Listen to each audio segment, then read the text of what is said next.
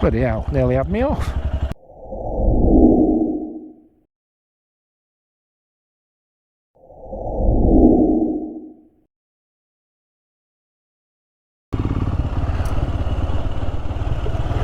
Hey up.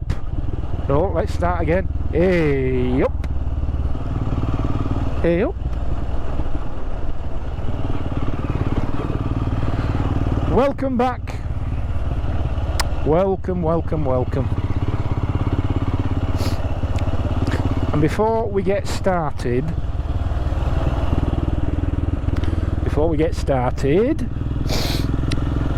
excuse me, got the sniffles again. Before we get started, just a little extrapolation of the A-Up introduction. I've mentioned this before, I make no excuses for mentioning it again, because other people keep mentioning it again, which is fairly reasonable, given that you can't expect everybody that drops on your channel to have watched every previous video. Such a thing would be unreasonable, wouldn't it? So,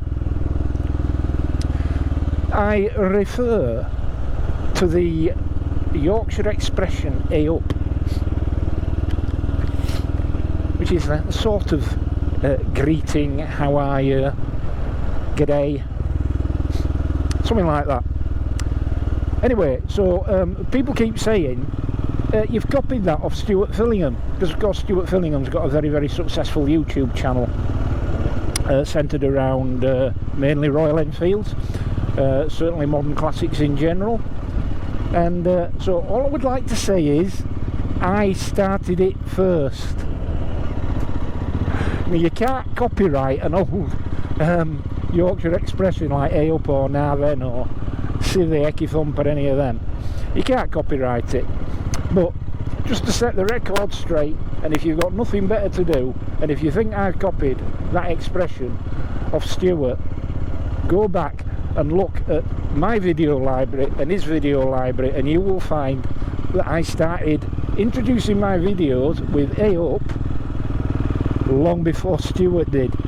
I'm not saying he's copied me, maybe he has, maybe he hasn't, and if he has, all I can say is I'm flattered, but I certainly ain't copied it off him, or anybody else for that matter. I'm a Yorkshireman through and through, and it's all part and parcel of the lingua franca in this neck of woods.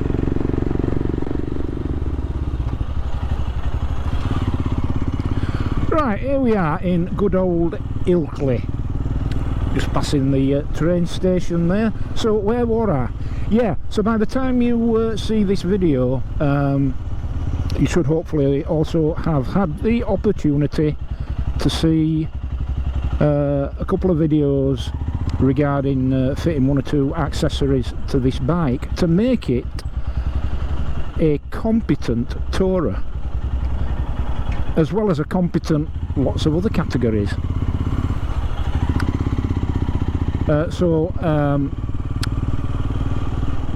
There will be, and will have been by the time you see this, a video on the fitting of the Givi luggage and top box, which you can't see at the moment because it's behind me,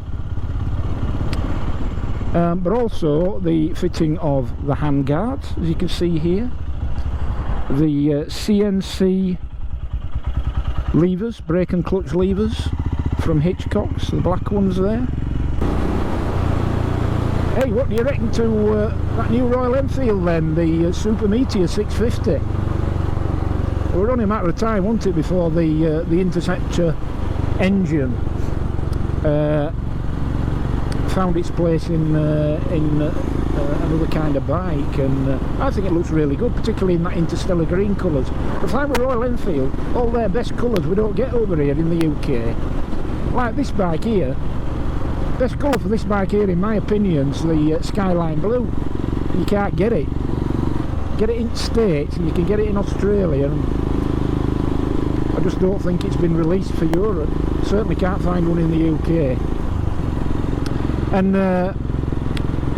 those classic 350s that have come out in military colours as well, They come out in the sand colour and the silver colour, grey colour. But the best looking ones are one in sort of olive green. And that bugger ain't going to be available in the UK either. Eh? What's going on?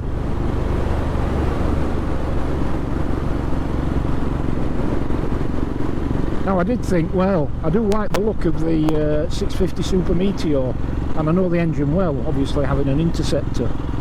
But I wonder, you know, I sort of at first thought, but I'll wait and see if they bring out a 650 Classic, because I love my 350 Classic, Royal Enfield 350 Classic. But thinking about it, and let me know if you agree in the comments, thinking about it, the 650 parallel twin engine in a classic style motorcycle is just going to be an interceptor, isn't it? So they probably wouldn't go there. You know what I mean?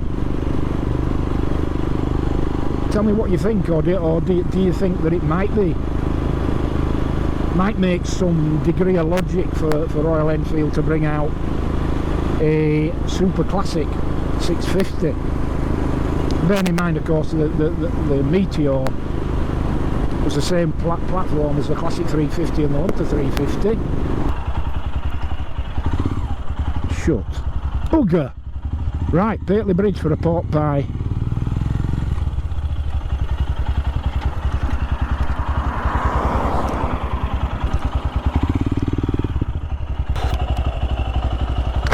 Right,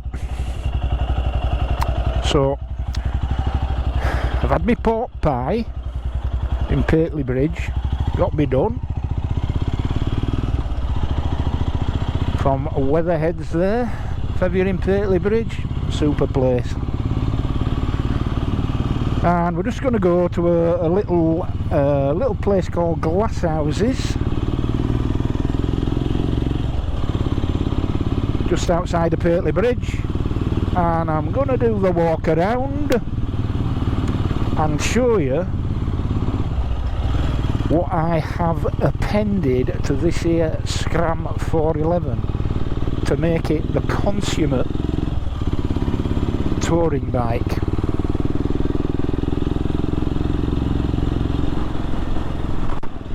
But I have to say, in more general terms, this bike is just so much fun to ride. And now she's just about fully running, I can really start to indulge some of these country switchbacks.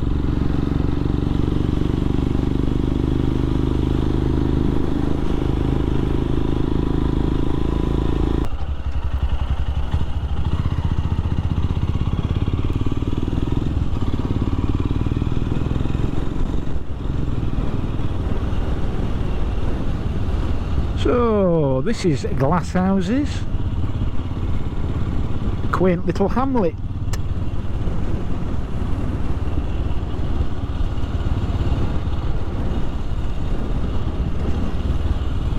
Just great to get out. I mean, we're what, just about in the middle of November now, and the weather's been remarkably kind. There's been a lot of rain about for the past week, but temperatures have been pretty elevated for this time of year.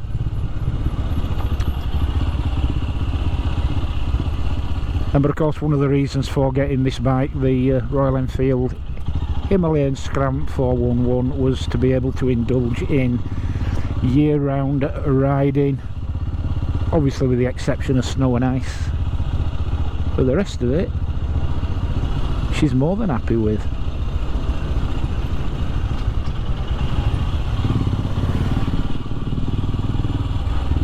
So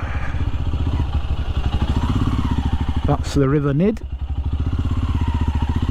because we're in Niddervale.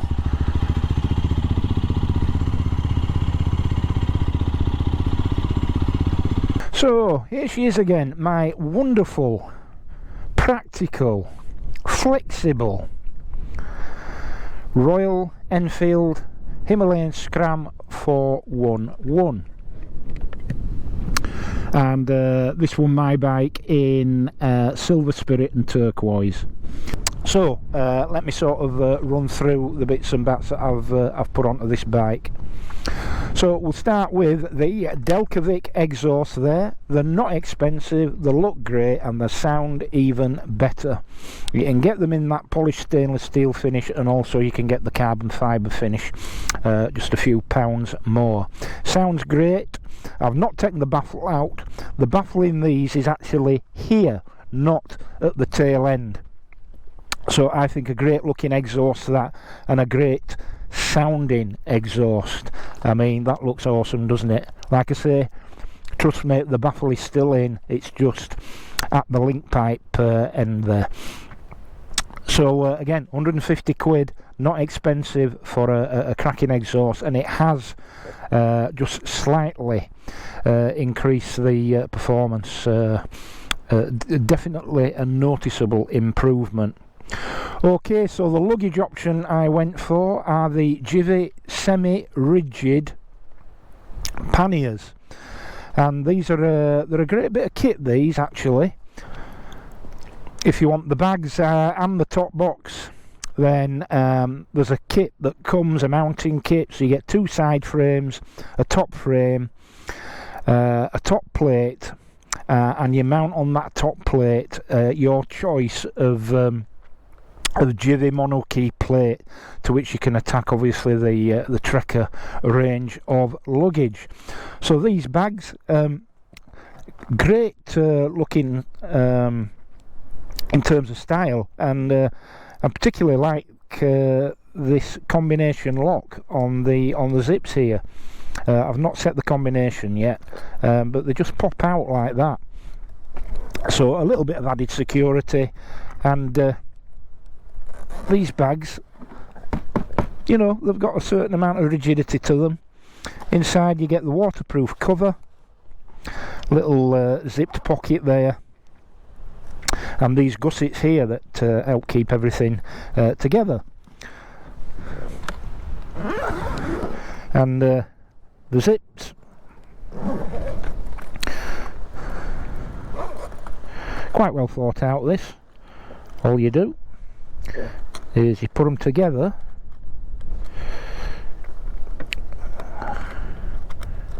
he said, above these clips here, and give them a press, and you're in.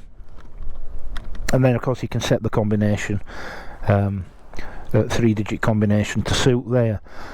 The top box that I fitted is the Givi 30 litre Dolomiti top box. Quite a smart looking thing. Got the bungee retainers here if you want to strap something to the top. Inside, fairly standard setup, pork pies and sausages of course. Lock, GoPro gear, and again there are some anchors inside if you wanted to fit something on the inside there for holding documents or whatever.